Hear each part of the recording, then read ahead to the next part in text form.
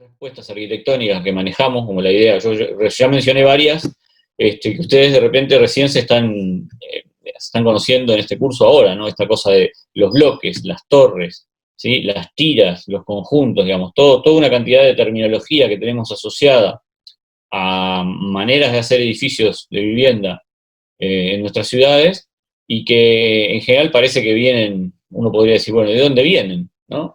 Bueno, lo que vamos a tratar de hacer ahora es un poquito revisar estas cosas, ¿no? Revisar por qué razones aparecen determinadas formas de hacer la vivienda, en qué momentos, asociadas a qué problemas, asociadas a qué visiones de ciudad, ¿sí? Y tratar de recorrer muy rápidamente algunos momentos, digamos, relevantes de esto, de esta relación entre la ciudad y la vivienda, para poder llegar como a algunos de las problemáticas contemporáneas, que en definitiva es lo que nos interesa, ¿no? Porque ustedes van a proyectar, así como otros imaginaron soluciones para la vivienda y la ciudad en otras épocas, ustedes van a tener que hacerlo para esta, ¿no? Y además en un lugar muy singular, que es un parque, ¿no? Donde entonces, digamos, como la condición del paisaje también es extremadamente relevante, ¿no?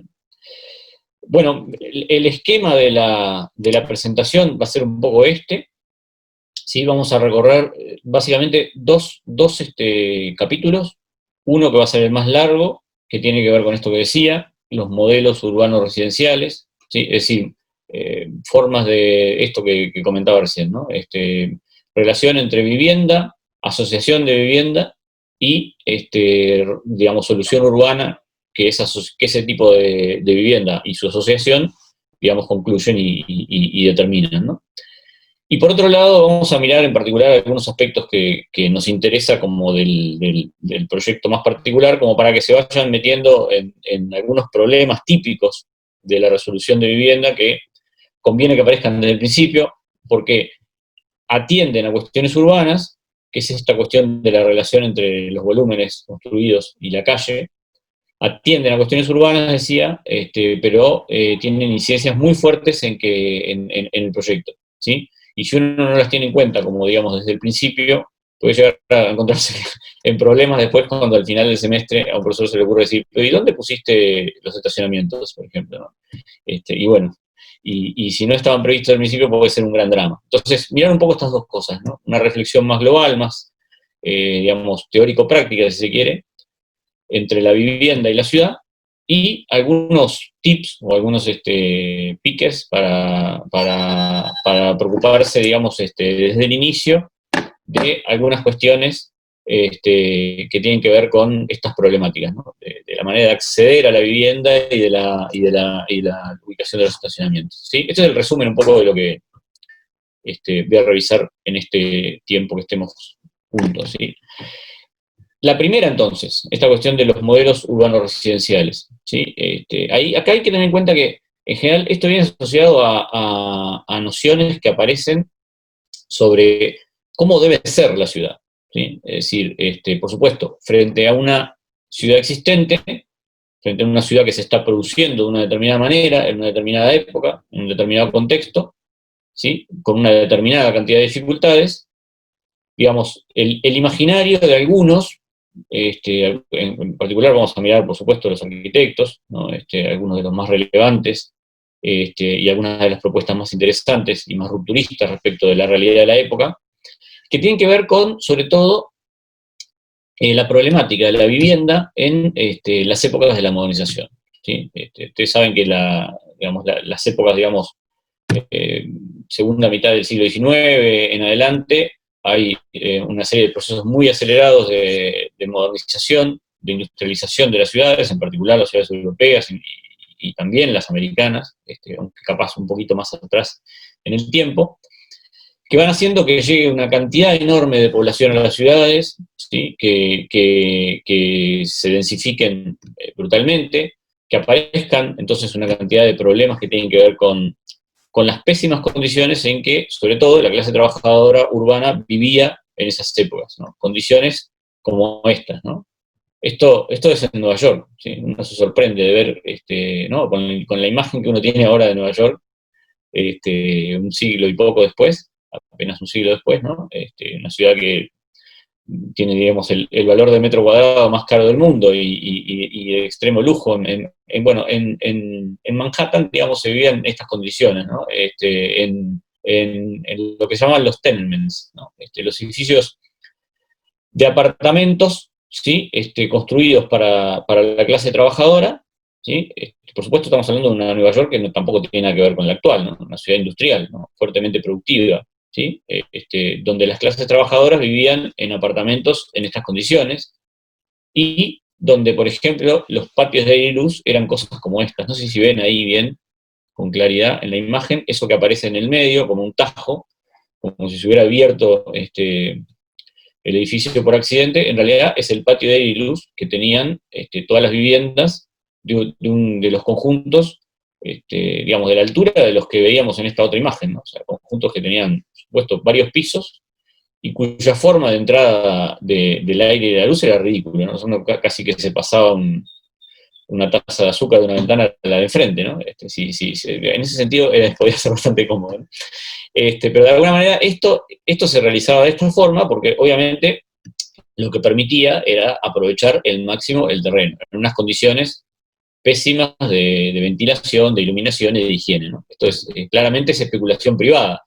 Y esto podía hacerse porque además no existían regulaciones, no existían normativas todavía, no existían normativas como las que tenemos nosotros ahora, que ustedes van a tener que luchar contra ellas, seguramente, decir, y que dicen cosas como que, bueno, que uno no puede abrir una ventana a menos de 3 metros de la medianera en tales condiciones, o en tales lugares no se puede, digamos, que hay que retirar el volumen tanto de tal perímetro, etcétera, etcétera, ¿no? Todas normas que, por supuesto, se van construyendo en todo el mundo y se van imponiendo, no hace tanto para la historia de la humanidad, digamos, ¿no? En general, las primeras normas de higiene y habitabilidad son de inicio del siglo XX, digamos, de la manera en que las entendemos ahora, ¿no?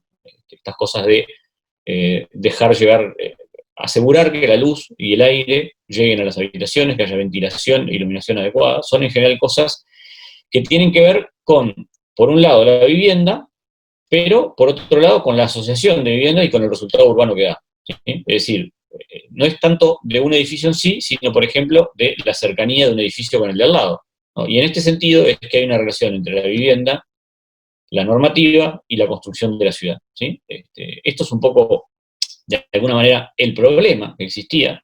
Este problema no existía solamente en América, también existía en Europa, quizás incluso mayor. Este es un caso bien conocido, estos se llaman las Mietkasernen, ahí aparece abajo, aparece el nombre en alemán.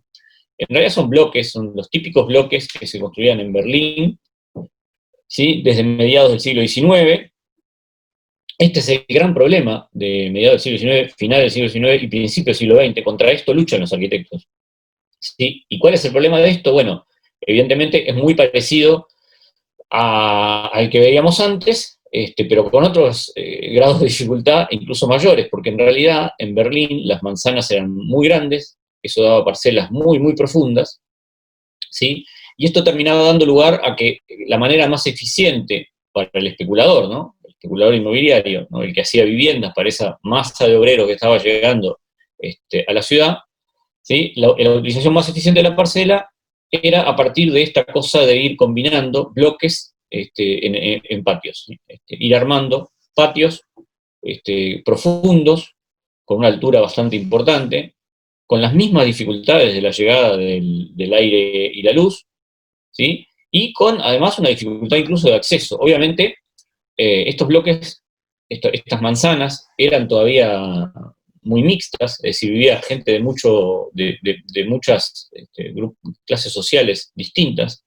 Por supuesto que los que tenían más poder adquisitivo vivían hacia la calle, y a medida que se iba uno metiendo hacia adentro, los pisos eran cada vez más baratos, ¿no? Claramente, hasta llegar a las del centro de manzana, que obviamente eran lugares mucho más profundos, mucho más oscuros, mucho más insalubres. Bueno, las condiciones de los equipamientos también eran terribles, ¿no? En general los baños eran inodoros colectivos, que estaban ahí en el último patio, y por eso también las viviendas en torno a ese último patio eran las más baratas, porque imagínense lo que era toda esta gente utilizando los mismos sistemas de baños. Obviamente que las que daban a la calle tenían algún tipo de confort más. En general, ni siquiera eran viviendas como las entendemos ahora, ¿no? Esta cosa de una familia asociada a una vivienda y asociada a los equipamientos que debe tener una vivienda, cocina, comedor, dormitorios, baño, estar, ¿no? Todo este tipo de cosas tampoco existían en la época. En general, estas unidades eran más bien unihabitacionales, es decir, tenían un espacio grande donde estaba la cama, el sillón y los enseres, y en general también muchas veces las cocinas ni siquiera existían como individuales, ¿no? Eran espacios comunes también en los cuales se cocinaba. Y en definitiva, el gran problema que asume, digamos, el movimiento moderno tiene que ver con esto. Hasta ahora, aunque les parezca mentira, la única norma que existía para la construcción de viviendas en estas ciudades estaban establecidas por los bomberos. ¿Por qué por los bomberos? Bueno, porque esto en general se hacía con estructura de sillería y de madera. Por supuesto que estas cosas se incendiaban 2x3. La calefacción que se usaba también era con carbón adentro de las habitaciones, es decir, 2x3 había incendios, y entonces la única normativa que existía estaba dada por los bomberos, que decían que, bueno, que las casas no podían tener más de 22 metros de altura, que era hasta donde llegaba la escalera de bomberos. Es decir, estaba dimensionado para que si se incendiaba se pudiera rescatar a las personas que vivían en los pisos más altos. Incluso las dimensiones de los patios también estaban determinadas por lo mismo, estaban determinadas porque el carro de bomberos precisaba 5,5 metros para poder girar, y por lo tanto la dimensión mínima de los patios tenía que ser 5,5 metros. ¿Sí? Por supuesto, una dimensión podía ser más larga, pero la menor no podía ser menor nunca a 5,5 metros de lado, porque eso permitía que pudiera entrar el carro de bomberos, que entonces se pudiera estirar la escalera. A ver, evidentemente estamos hablando de una normativa para enfrentar la catástrofe, ¿no? No estamos hablando de una normativa para mejorar las condiciones de vida, ¿no? O para mejorar, digamos, la higiene o la habitabilidad de los espacios, ¿no? Entonces, frente a este tipo de problemas, es frente al cual el movimiento moderno en la arquitectura comienza, digamos, a asumir y a tomar una serie a construir una serie de imaginarios, ¿sí? De alternativas, ¿sí? En ese sentido, uno podría decir que empiezan a aparecer una serie de modelos, ¿sí? El primer modelo, quizás, uno podría decir, bueno, es el modelo de los patios, los edificios patio, ¿sí? Es decir, edificios que de alguna manera empiezan a pensar el espacio interior, no ya en términos especulativos, sino en términos de mejora de las condiciones de habitabilidad en general de la clase proletaria, que era la que vivía en estos conjuntos. Y por supuesto, estas cosas orientadas desde el Estado, ¿sí? En particular, las experiencias que propone un arquitecto llamado Martin Wagner, que fue un poco una figura central del desarrollo de vivienda social en Berlín durante el periodo de entreguerras, entre final de la Primera Guerra Mundial e inicio de la Segunda. Digamos, empiezan a tomar, digamos, una serie de decisiones sobre cómo debe organizarse la vivienda y qué tipo de ciudad debe construir, ¿sí? Que por supuesto se aleja por completo de los problemas que se veían en la época, ¿sí? Y para esto asocia una serie de cosas. Primero, asocia la cuestión de la fabricación en serie, ¿sí? Esta idea de empezar a replicar soluciones, ¿sí? A construir en base a componentes, a piezas que son repetibles, ¿sí? A módulos, ¿sí? A tipificar también la vivienda, es decir, tipos distintos de 1, de 2, de 3 dormitorios, en fin, asociados, ¿sí? Repitiendo, digamos, los tipos, ¿sí? Hasta formar, digamos, conjuntos que de alguna manera tienen una cierta unicidad, ¿sí? Una unicidad formal sobre todo, ¿sí? Aun cuando a la interna tienen variaciones tipológicas, ¿no? Esto asocia, digamos, esos tipos, por supuesto, con una abstracción sobre cómo tiene que ser la vivienda, que ya empieza a incluir espacios diferenciados, claramente, empieza a incluir cocinas, empieza a incluir baños, ¿sí? Y asocia esto a la fabricación en serie. Es decir, si yo puedo repetir soluciones, organizarlas en un conjunto más vasto, entonces puedo prefabricar los componentes, ¿sí? porque sé de qué manera empieza y de qué manera termina, y cómo se van asociando cada una de las piezas. Esta es una idea que, evidentemente, la toma, Martin Wagner la toma digamos, de todos los procesos de prefabricación, digamos, de fabricación en serie, quiero decir, que Ford estaba poniendo, digamos, en la industria del automóvil, y que otros estudiosos como Taylor estaban, digamos, investigando en torno a la eficiencia y a la repetitividad como una manera de mejorar la utilización de los recursos, ¿no? Por otro lado, decía, asociado también a, digamos, digamos, una posición política. Claramente, Martin Wagner era el arquitecto, digamos, de los sindicatos obreros digamos, de Berlín, estaba asociado, digamos, en particular al sindicato obrero de la construcción.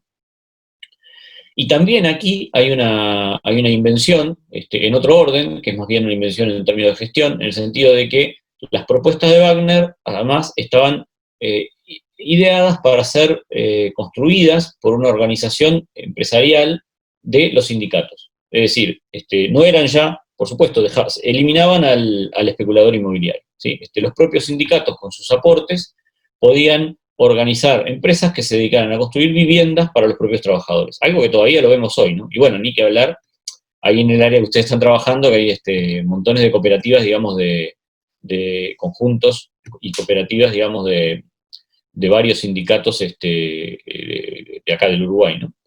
Entonces, asociado entonces, digamos, la tipificación de la familia, la fabricación en serie, la organización de los trabajadores para poder acceder a la vivienda y poder, sobre todo, salirse, ¿sí? De ese tipo de problemas que tenían en esas épocas las ciudades, ¿no? Los problemas de falta de higiene, falta de habitabilidad. Wagner, digamos, explora, es como el primero, uno diría, que explora, el primero una línea que explora, digamos, todos estos conceptos que después...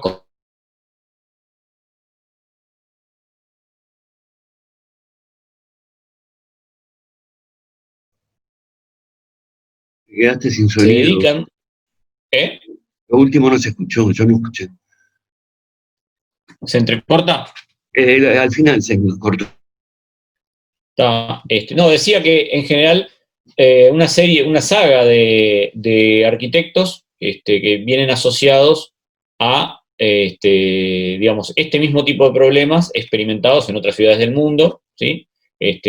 Como Bruno Taut, Ernest May, Walter Gropius, les mencionaba, algunos de los que, en definitiva, trabajan un poco sobre la misma línea temática, ¿no? Este conjunto en particular, el de la herradura que están viendo allí, tiene 1.285 viviendas, ¿no? Digamos, este es el tipo de emprendimientos que hace, en este caso, digamos, los sindicatos asociados a el Estado que los financia, ¿no? Y fíjense lo que sería, imagínense lo que sería para la gente que vivía en una Mietkaserne en Berlín, pasarse a vivir a este lugar, ¿no? O sea, era pasar a vivir en el paraíso de un día para el otro, ¿no? Lógicamente, unas condiciones absolutamente distintas y unas condiciones que ponían, digamos, en valor también la vida comunitaria, que ponían en valor, digamos, la posibilidad de ese patio como un lugar de encuentro y de organización también del colectivo organizado, ¿no? Wagner también desarrollaba otros tipos de investigaciones, incluso también para la vivienda unifamiliar, ¿sí? Esto es más una anécdota que otra cosa, ¿no? También estaba desarrollando exploraciones sobre digamos, estructura, modulación, prefabricación, con el objetivo de ensayar una vivienda tipo unifamiliar que pudiera ser replicable también, ¿sí? Esto, por supuesto, asociado, digamos, quiero decir, es un personaje eminentemente moderno, ¿no? Que estaba apostando por la modernización de las maneras de construir la vivienda y por la modernización de las ciudades, ¿no? Claramente, ¿no? Esta relación entre política, ciudad y vivienda tiene otros episodios relevantes, en particular entre el año 23 y el 33 en Austria, ¿sí? Digamos, pasa a gobernar lo que llamaba el Partido Socialdemócrata Obrero Austríaco, y da lugar a lo que se conoce como la Viena Roja, en particular en la ciudad de Viena, ¿sí? Esto es, por supuesto, después de la Primera Guerra Mundial, donde, digamos, se había desintegrado de lo que antes era el Imperio Austrohúngaro y se había creado, digamos, la República de Austria, y por supuesto un partido, digamos, de izquierda logra tomar el poder en la ciudad, y una de las prioridades, por supuesto, de este gobierno socialista tiene que ver con el problema de la vivienda, ¿sí? Y para eso desarrolla un plan de vivienda pública que, fíjense, entre el año 23 y el 33 construye 65.000 viviendas. El número es impresionante para la época. Hoy estamos un siglo después, ¿sí? 65.000 viviendas, fíjense, ¿no? Un siglo después, un poco para hacer un comparativo, ¿no? En Uruguay, entre el 2010 y el 2014 se construyeron 25.000 viviendas, ¿sí? Es decir, si uno lo extrapolara a 10 años, serían 50.000, ¿no? Hace un siglo atrás, por supuesto sin la cantidad de herramientas, maquinaria, instrumental, organización que tenemos hoy en día, en Viena ya estaban haciendo más, ¿no? En 10 años hacían 65.000, ¿no? Digamos, una proeza enorme que tiene que ver, por supuesto, también con el enorme faltante, el enorme déficit de vivienda que había en la época, ¿sí? Y con las necesidades de resolver un problema que era acuciante, ¿no? Porque además, asociado a la falta de higiene y habitabilidad, por supuesto, venían las pestes, las enfermedades, los problemas de salud, etcétera, etcétera, ¿no? El más famoso, capaz, de todos los que se construyen ahí en la Viena Roja, capaz que es el Karl Marx Hof, ¿no? Por lo menos el más conocido para todos. También el nombre capaz que le ayuda mucho, ¿no? El patio de Karl Marx, ¿no? Digamos, que además es un proyecto enorme, ¿sí? Un proyecto enorme, realmente, que ahora vamos a ver un poquito más en detalle.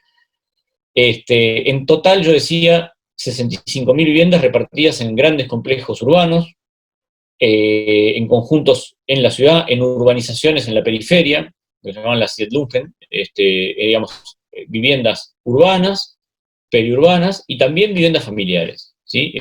Digamos, un paquete vasto de vivienda en varias modalidades que estaban destinadas todas ellas a la clase obrera, ¿sí? Por supuesto, clase obrera que también tenía diferentes niveles de ingresos según donde trabajaba y por supuesto que con diferentes capacidades de reintegro, ¿sí?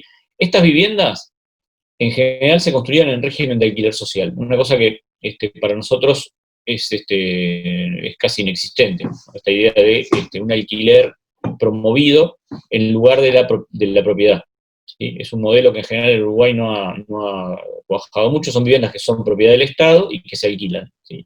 Básicamente. Y que se alquilan además con precios que, como son del Estado, pueden ser equilibrados en general al nivel de ingresos y a la situación económica, ¿no? Es decir, que no tienen por qué subir en los momentos, justamente, ¿no? Muchas veces los alquileres suben en los momentos de crisis y eso hace que quede un montón de gente fuera, digamos, del régimen. Es decir, esta cuestión también permitía que el Estado, por supuesto, fuera capaz de regular las posibilidades de acceso a la vivienda, ¿no?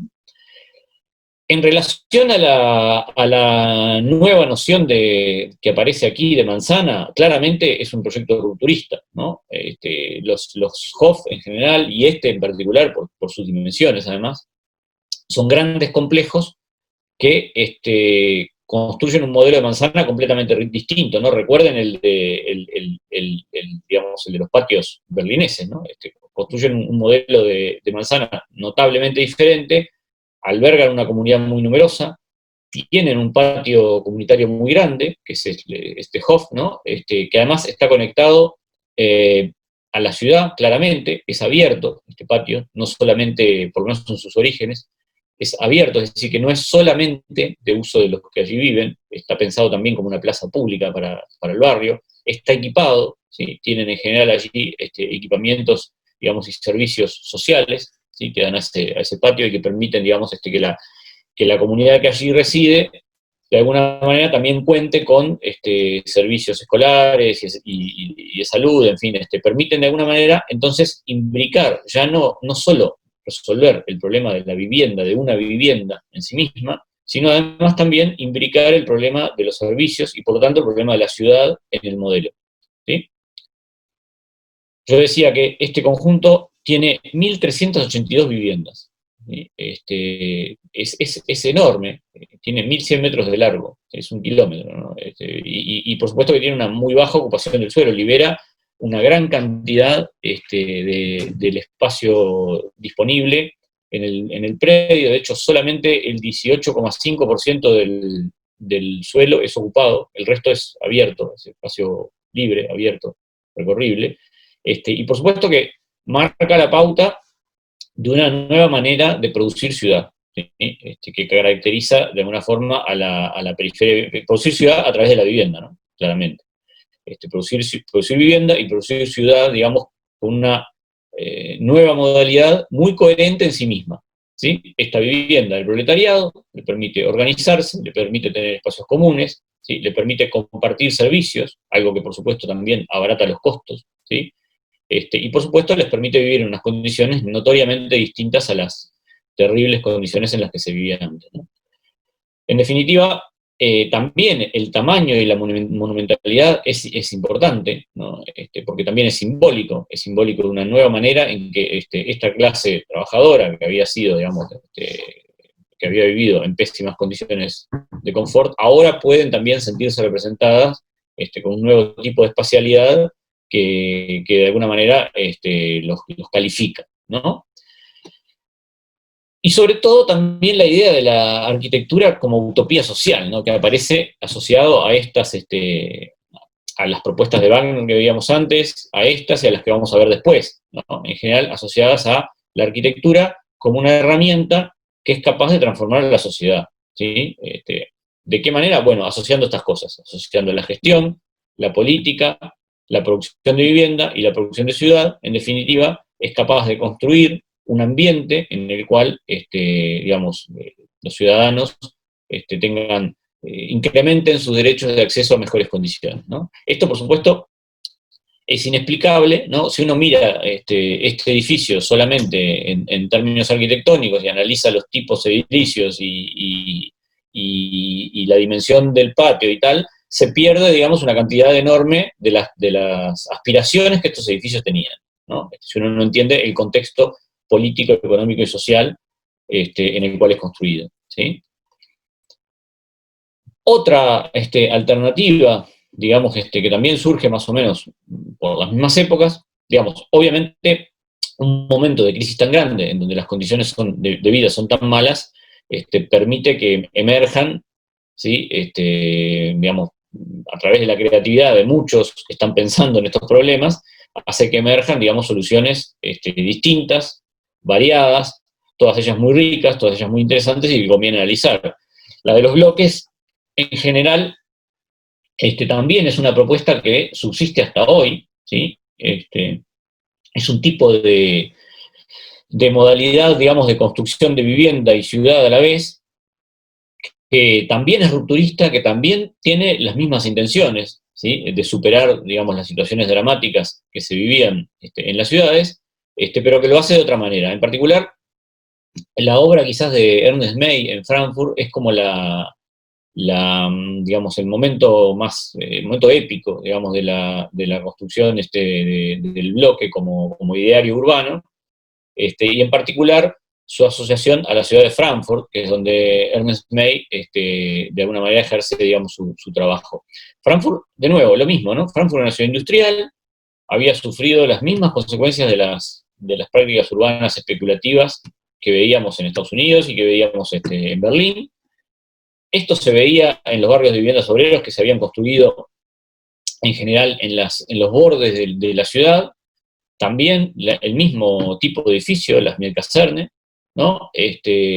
Y por supuesto también la presión del movimiento obrero asociado contra esa situación de hacinamiento y sus reclamos que son atendidos por un gobierno municipal, también de izquierda, que asume en el 24, liderado por el alcalde Landmann.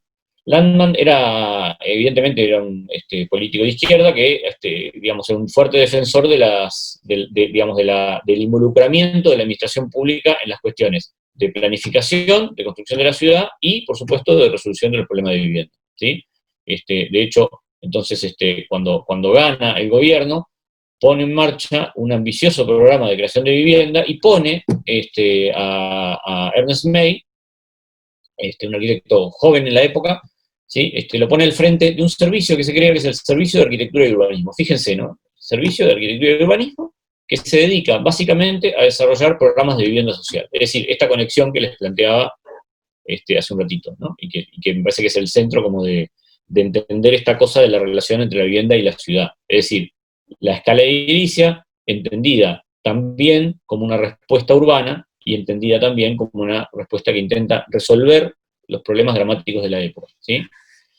Desde este cargo, entonces, Ernest May, y dotado con una cantidad de poder y de presupuesto para definir las lógicas de construcción de los barrios de vivienda obrera, desarrolla una tarea que va, digamos, conformando una cantidad de barrios de vivienda en la ciudad de Frankfurt, ¿sí? En muy pocos años, y que de alguna manera produce una coincidencia feliz, diríamos, ¿no? Entre las necesidades sociopolíticas, los recursos económicos, y por supuesto también las aspiraciones técnicas digamos, y las aspiraciones, digamos, de transformación social que los arquitectos, y en particular Ernest May, tenía en la época, ¿no?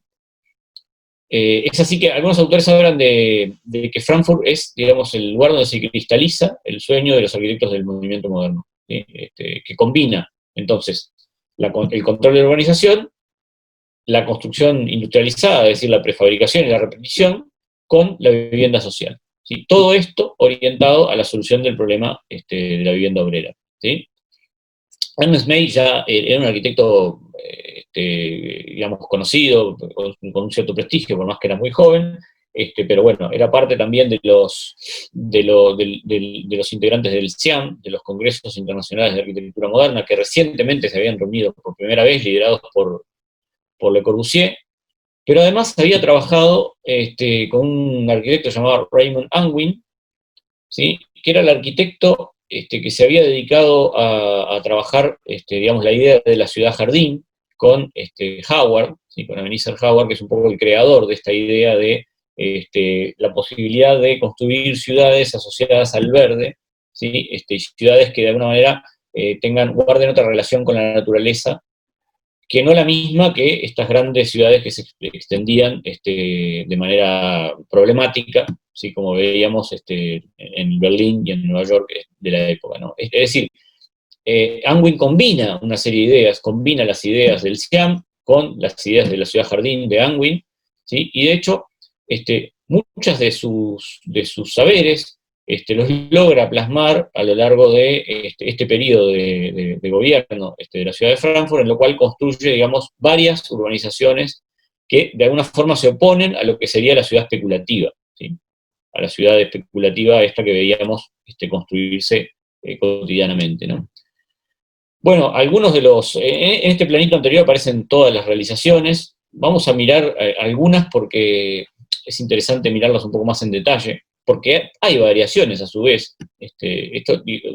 Cuando uno mira la idea de bloque, en realidad la idea de bloque no necesariamente tiene que ser la idea de bloque repetido, paralelo, igual, sino que el mismo Ernest May, que es un poco el promotor de esta solución, varía en las distintas soluciones que implanta en algunos de estos barrios, vamos a ver ahora, Romerstadt, Braunheim y Westhausen, que son barrios que están al norte de Frankfurt, ¿sí?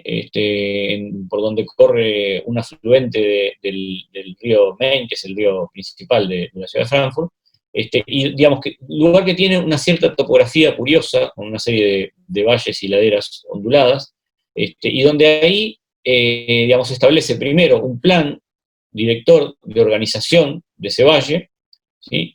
Se establece y se fija los lugares donde era conveniente que aparecieran los barrios estos, las Siedlungen, que irían de alguna manera completando la trama, pero que funcionarían a manera de suburbios independientes. Es decir, la gente vivía en estos lugares, las fábricas podían instalarse a sus lados, o la gente podía ir mediante el tranvía, ¿sí? A trabajar a la ciudad de Frankfurt, ¿sí?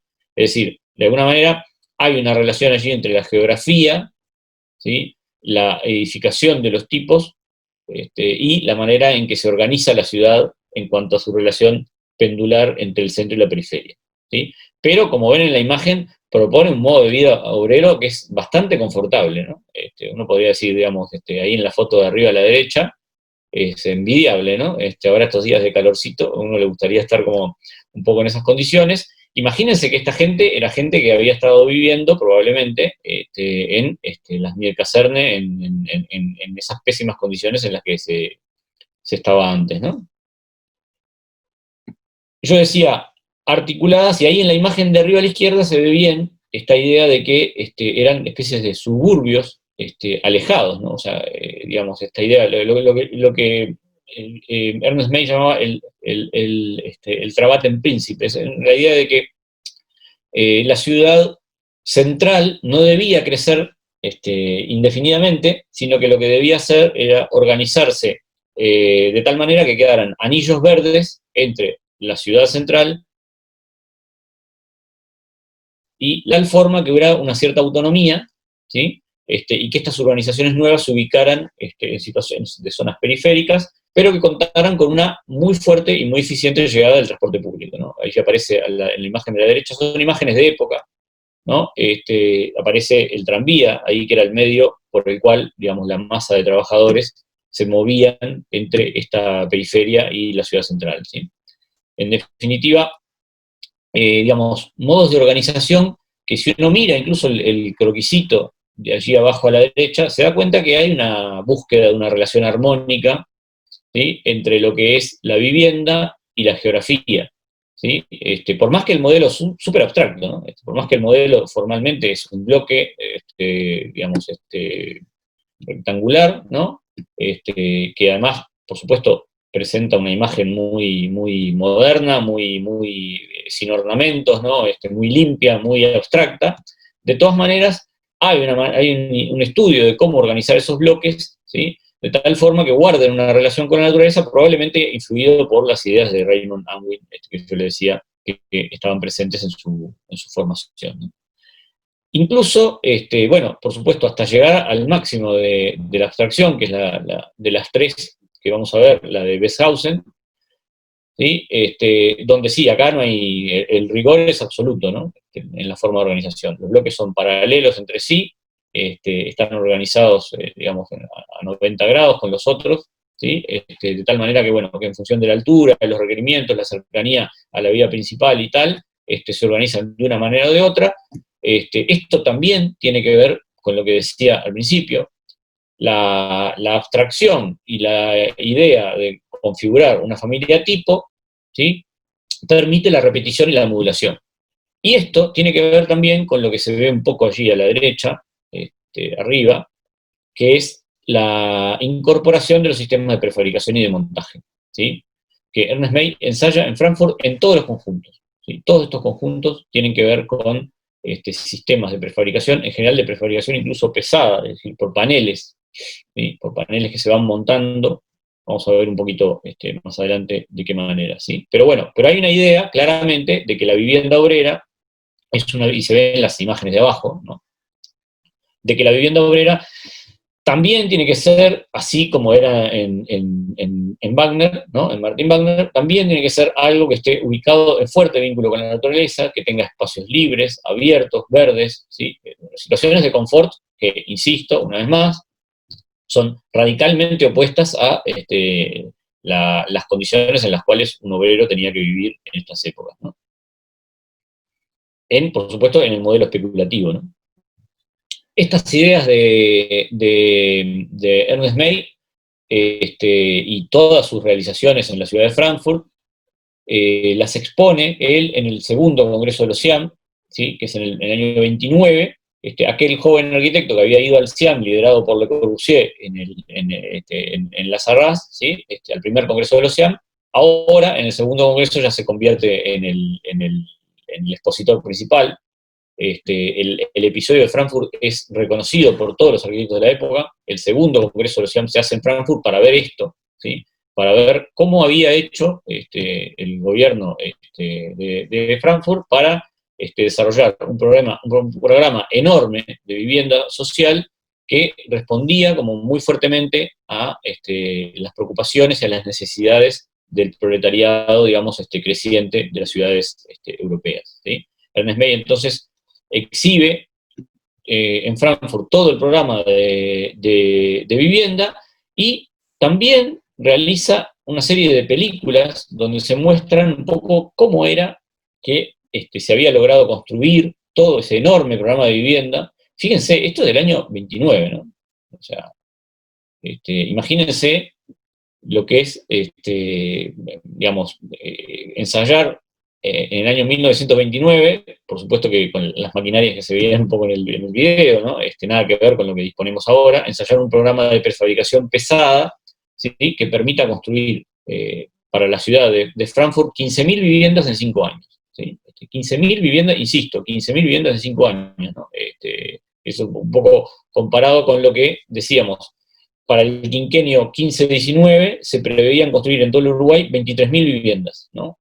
Hace 100 años atrás, Ernest May había logrado construir 15.000, ¿sí? Por supuesto que cuando, acá en las cuentas del Uruguay estoy contando todas, ¿no? Las cooperativas también, digamos, en definitiva, no solamente un programa de vivienda hecho por el Estado, sino también programas de vivienda cooperativas, ¿no?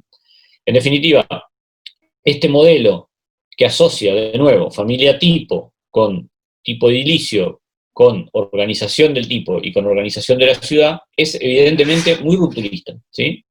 Este modelo después, luego May lo lleva, Ernest May se termina yendo a trabajar al mundo comunista, se va con su equipo de trabajo, se llama la Brigada May, se van todos a trabajar a la Unión Soviética, ¿sí? En particular proyectan y construyen la ciudad de Magnitogorsk, ¿sí? Que es una ciudad también espeluznante, ¿no? De bloques repetitivos uno al lado del otro.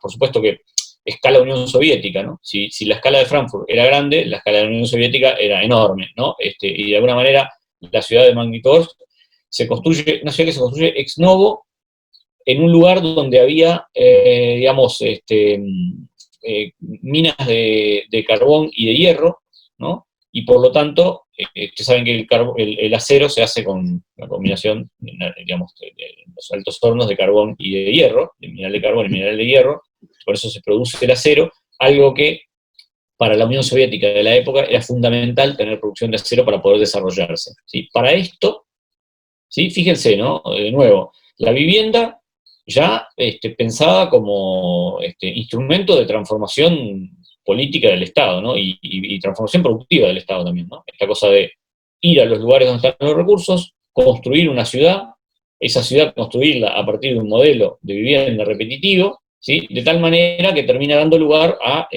uno de los sitios donde, digamos, la producción siderúrgica es capaz de alimentar el crecimiento y el desarrollo para toda la Unión Soviética. Por supuesto que la experiencia tiene su lado nefasto, ¿no? Hoy en día Magnitogorsk es una de las 25 ciudades más contaminadas del planeta, ¿sí? Así como se ve, digamos, la implantación industrial más potente de la Unión Soviética, por supuesto que con todas las chimeneas de la industria siderúrgica, eso tiene un airecito que, bueno, que conviene no respirarlo, ¿no? Pero bueno, en definitiva, la experiencia, digamos, de transformación está presente, más allá de las consecuencias. Por supuesto que esto es visto hoy en día, ¿no? Claramente. En los años 20 estas cuestiones, en los años 30 estas cuestiones, claramente el discurso ambientalista y sostenible era impensable, ¿no? En el tercer Siam, me interesa mirar esto, porque en el tercer Siam se discute sobre algunas cuestiones que empiezan ya a, digamos, a hacer aterrizar con claridad la relación entre la vivienda y la ciudad. El tercer Siam se hace en la ciudad de Bruselas, en el año 30, ¿sí? Digamos, convocado con, como tema principal, el problema de la vivienda en bloque, ¿sí? Es decir, el tema central del segundo congreso había sido la vivienda de la existencia mínima, ¿sí? Por eso se llama Existence Minimum, el de Frankfurt. El tercero, en la ciudad de Bruselas, tiene como tema de discusión entonces la vivienda en bloque. O sea, es decir, ya estaba, digamos, acordado entre los arquitectos modernos que la vivienda debía hacerse en bloque. ¿sí? Y para eso, lo que había que estudiar, entonces, eran cuáles eran las mejores condiciones para poder desarrollar los bloques de vivienda. Y en particular, las mejores condiciones, sobre todo, para poder hacer una urbanización racional del suelo, es decir, aprovechar de manera más racionalmente, ¿sí?, el suelo disponible, que hay que pensar también que, salvando la excepción que es la experiencia de May en el mundo comunista, en todo el mundo occidental el suelo seguía siendo una mercancía. Es decir, en el mundo capitalista el suelo se compra y se vende, y por lo tanto, para que el Estado pueda desarrollar políticas de vivienda, otra cuestión que es crucial en la relación entre la vivienda y la ciudad, ¿sí?, esta cuestión de que, en realidad, el valor del suelo, el suelo es una mercancía, y por lo tanto se compra y se vende, y por lo tanto el valor del suelo es fundamental a la hora de el costo de la vivienda. Entonces, algunos arquitectos, como Walter Gropius, en este esquema, que también es un esquema bastante conocido, digamos, de toda una reflexión que muchos arquitectos están haciendo en la época, sobre cuál es el modelo más adecuado de implantación de los bloques, ¿sí? Si los bloques tienen que ser bajos, medios o altos. Esta es la reflexión, y así se llama, ¿sí? Casas bajas, medias o altas. Y este esquema, que yo decía que es muy reconocido, básicamente lo que hace es estudiar la relación de ubicación para una misma densidad, ¿sí?, de ubicación entre bloques bajos y bloques altos.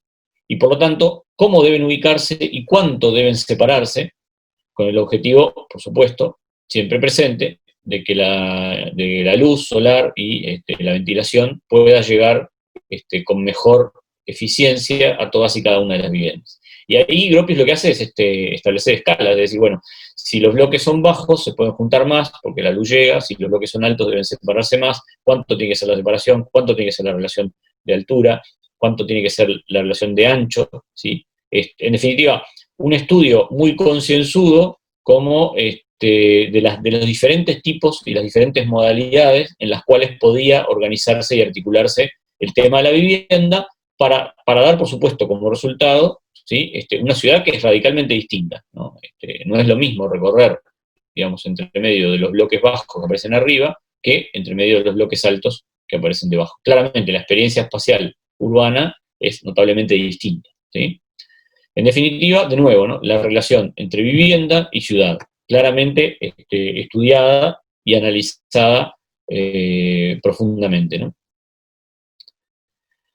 También aparecen otros tipos de modelos, incluso en los personajes, aunque los personajes se repiten, ¿sí? En particular, la idea de la asociación del bloque y el paisaje, algo que en general los modelos de bloque del movimiento moderno son vistos, creo yo, erróneamente, como modelos que desprecian el paisaje o que no tienen consideración sobre las condiciones del ambiente, ¿no? Yo creo que esto no necesariamente es así.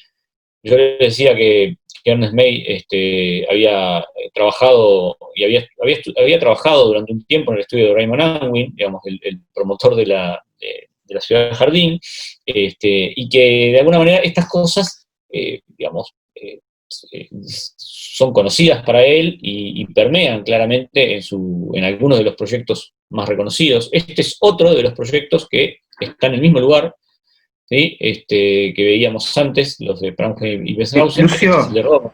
¿Sí? ahí Sí. hubo, no sé si a todos les pasó, pero hubo como un cortecito de tiempo, 5 o 10 segundos. ¿Desde dónde? No pasó. ¿No? No, o sea, a mí me pasó que hubo 5 segundos, 7 segundos que quedó detenido, pero si no pasó a la mayoría. Yo vengo escuchando bien, la otra vez se le corta algunos.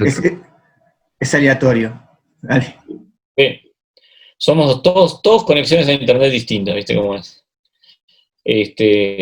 Bueno, no sé, igual retomo esta idea, digamos, de que en realidad no necesariamente el bloque desprecia el paisaje o la topografía o la geografía, ¿no? Es claro el caso de Ernest May porque además se formó con uno de los principales impulsores de esta relación, ¿no? Insisto, Raymond Unwin, que es el autor de las ciudades, los dos proyectos de ciudad jardín que logra construir Howard, ¿no? Y que por lo tanto, digamos, y que además después realiza por todo el mundo, incluso hasta hay un barrio en San Pablo que hace Raymond Unwin, digamos, realiza por todos lados barrios, digamos, de lo que se conoce como ciudad jardín, ¿no? Esta idea de, digamos, barrios residenciales donde predomina el verde, donde los trazados en general son curvilíneos, los trazados de las calles, ¿no? Son curvilíneos, donde hay, digamos, una relación de la vivienda y la naturaleza mucho más imbricada, construyendo un ambiente como muy natural, ¿no?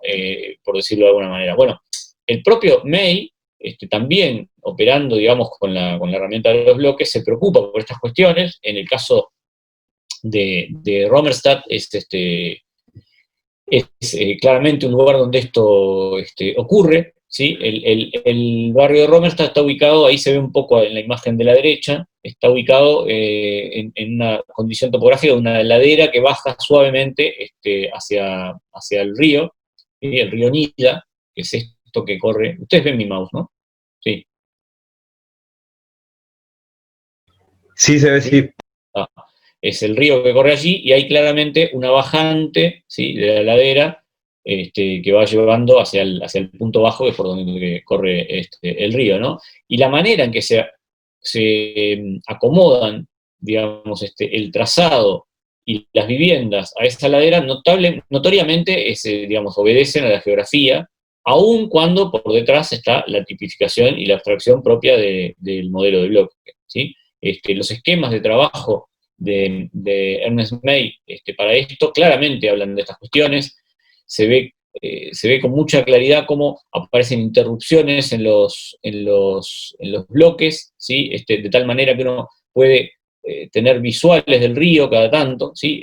Forman casi como si fuera una especie de muralla, ¿no? Ubicada con la intención de tener visuales sobre la geografía, de tener aperturas hacia el paisaje, ¿sí?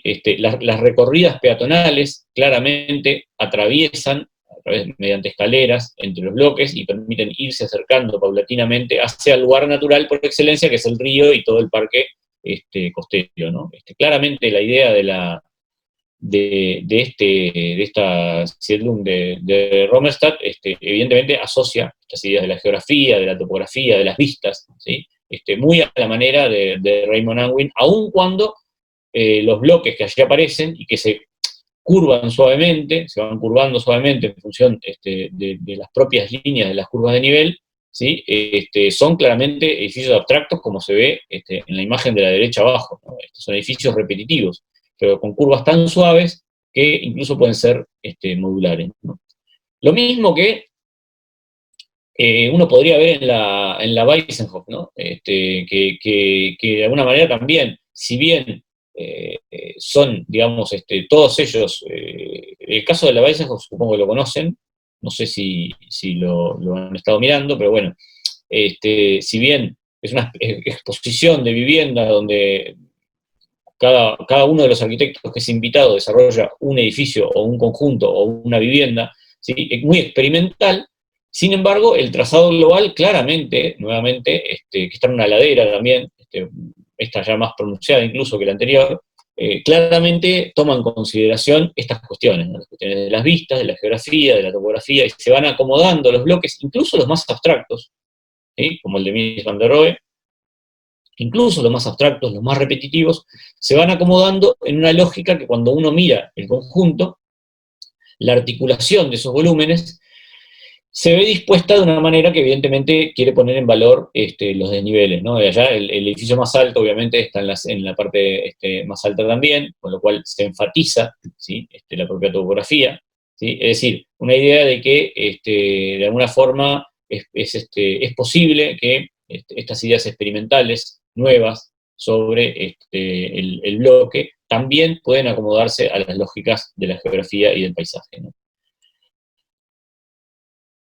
Como una especie de subcapítulo de lo moderno, también me interesaba recorrer muy rápidamente algunos casos también singulares y probablemente conocidos por ustedes de la experiencia socialista, y en particular la idea del megabloque, y en ese sentido ver, por un lado, el más experimental, quizás, y por otro lado, algunas experiencias más corrientes y más repetitivas que se hacen en muchas de las ciudades del mundo socialista. Yo decía, el más experimental capaz es el del Narconfing, uno de los más experimentales, las propuestas de estos, de los desurbanistas rusos, ¿no? Digamos, este movimiento liderado por Ginsburg, que de alguna manera planteaban, digamos, un modo de vida asociado a alejarse de las ciudades, ¿sí? Pero además un modo de vida muy relacionado con la organización económica y política del sistema socialista, ¿sí? Ustedes saben que el Narconfin, en realidad, si uno estudia en detalle las plantas, las viviendas no tienen, digamos, los servicios completos, tienen unas pequeñas espacios, uno podría decir son kitchenettes o algo así, o incluso menos que eso. ¿Por qué? Porque, bueno, porque cuentan, digamos, como era muy lógico y muy coherente en el sistema comunista, cuentan con grandes comedores colectivos, ¿no? Donde, digamos, la experiencia también pasaba, la experiencia de la vida comunitaria, también pasaba porque, digamos, las actividades como cocinar y comer se hacían entre todos, ¿no? Muy coherente, digamos, con la lógica de organización del modo socialista, ¿no? De organización política, quiero decir, ¿no? Del modo socialista. Esta idea, de nuevo, de que la vivienda no es solamente vista como una unidad donde uno resuelve sus necesidades prácticas cotidianas, duerme, come, va al baño, ¿no? Etcétera, sino además, digamos, la vivienda como elemento que es capaz de configurar ciudad y también como elemento que es capaz de construir utopía, ¿sí? Que, digamos, hace trascender por completo y nos agrega una serie de problemitas más también, ¿no? Hace trascender a la arquitectura por completo de las cuestiones como más cotidianas y más básicas, que es como resolver que la puerta del baño abra, ¿no? Digamos, pone a la arquitectura a hablar de otras cosas, pone a la arquitectura a hablar, a la arquitectura edilicia, quiero decir, ¿no? A hablar de ciudad, y pone a la arquitectura edilicia a hablar también de sociedades, ¿sí? Y de modelos de sociedades, ¿sí? Cosas que parecen también como enriquecer mucho el discurso en la medida que uno se interese por estas cosas, enriquecer mucho el discurso y también permitir como abrir un espacio creativo mucho más amplio, ¿sí? A la hora de proyectar, ¿no? Y decía también los modelos del mundo socialista real, ¿no? El mundo de lo que se llamaba el socialismo real, y cómo enormes porciones de ciudad en el mundo comunista se construyen a partir de, básicamente, la repetición de un tipo de bloque, ¿sí? Lo que esto es un barrio de Bratislava, en la actual Eslovaquia, ¿no? Antes era Checoslovaquia, ¿no? Ahora es la actual Eslovaquia, que aloja unos 120.000 habitantes, y que fue construida en base a un plan y aplicando un sistema constructivo prefabricado, en base a lo que los locales llaman el panelac es el panel, ¿sí? En base a lo que los locales llaman el panelac, y que por supuesto da como imagen de ciudad esto, ¿no? Una imagen repetitiva global, donde evidentemente el modelo es el mismo una y otra vez puesto en multiplicidad de variaciones de disposición, pero donde, digamos, fundamentalmente se construye un barrio, decía, de 120.000 habitantes casi que con el mismo modelo, ¿no? Evidentemente acá hay una idea de romper con la calle del corredor, romper con la manzana, ¿sí? Romper con la ciudad tradicional, por supuesto, todas ideas que vienen de la mano de los Siam, ¿no? Una, digamos, otra visión o una revisión posterior de esto, ya cuando digamos, algunos de estos modelos repetitivos, como veíamos en la antigua Checoslovaquia, empiezan a entrar en crisis y a ser como fuertemente discutidos, ¿no? Sobre todo por la dificultad de apropiación de los espacios que representan este tipo de lugares, ¿no? Uno allí se da cuenta claramente que es muy difícil sentir esto como un lugar, ¿no? Es muy difícil sentir esto como tu barrio o como tu sitio de referencia, ¿no? Estas discusiones en los años 50 son muy fuertes y aparecen allí entonces una serie de visiones nuevas que incorporan mayor complejidad a las propuestas de los Siam, y que en particular guardan relación con los personajes de lo que se conoce como el Tinten. ¿Sí? El Tinten, no sé si alguna vez oyeron ese término.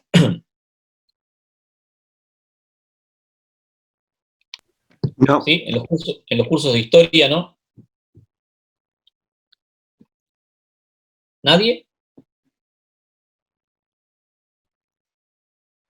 Bueno, el Tinten en realidad es un grupo de Más, el arquitectos. otro día, Lucio, no te interrumpo porque en la clase pasada, antes de pensar en ir al Covisunca, que estábamos hablando un poquito, hablamos del Team 10.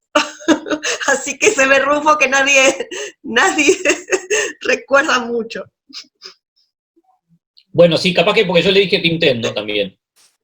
Claro, Puede ser, es Team puede 10, ser. es Team 10, sí, sí. yo los conozco. Ángel, ¿qué? ¿Qué dijiste, Ángel? Yo sí que los conozco a Tinten. Ah, ta. Bueno, Ok, Pero ok. también me había dado un ejemplo de ellos para la dimensión técnica, ¿te acordás? bueno, igualmente explico medio rapidito qué es esta cosa del Tinten. En realidad son un grupo de arquitectos que habían estado asociados a los SIAM, a los Congresos Internacionales de Arquitectura Moderna, que en el 10º Congreso del SIAM, y por eso se llama Tinten, arman como un equipo aparte, ¿sí? Se reúnen aparte, porque vienen a ser el grupo de los críticos de las ideas de los SIAM, se separan del SIAM, ¿sí? Arman su propio manifiesto que discute, digamos, bastante con el manifiesto del SIAM, que había sido la carta, lo que se conoce como la Carta de Atenas, ¿sí? Y crean, digamos, una organización paralela del SIAM, que es el que termina organizando el último de los congresos internacionales de arquitectura moderna, y que de alguna manera forman, digamos, vendrían a ser los jóvenes arquitectos del SIAM que empiezan a ver con mirada crítica las transformaciones que los SIAM habían estado impulsando, y entonces empiezan a incorporarle ideas nuevas que consideraban que eran necesarias, sobre todo para superar ese tipo de ciudad repetitiva, anodina, ¿sí? De bloques donde es muy difícil como experimentar la idea tradicional de ciudad, ¿no? De barrio, de calle, de sitio, de lugar, ¿no? Digamos que es absolutamente referencial, ¿no? Esa ciudad construida en base a bloques. Y para eso plantean alguna serie de ideas nuevas, ¿sí? Una tiene que ver con la forma de organización de la edilicia, ¿sí? Y que, bueno, el clúster es como el modelo que adoptan, esta idea del racimo, de crecimiento casi que infinito, ¿sí? Que es un nuevo modo de organización que intenta romper con aquella abstracción dura de los bloques paralelos, orientados según el eje heliocéntrico, es decir, según la orientación del Sol, de tal forma que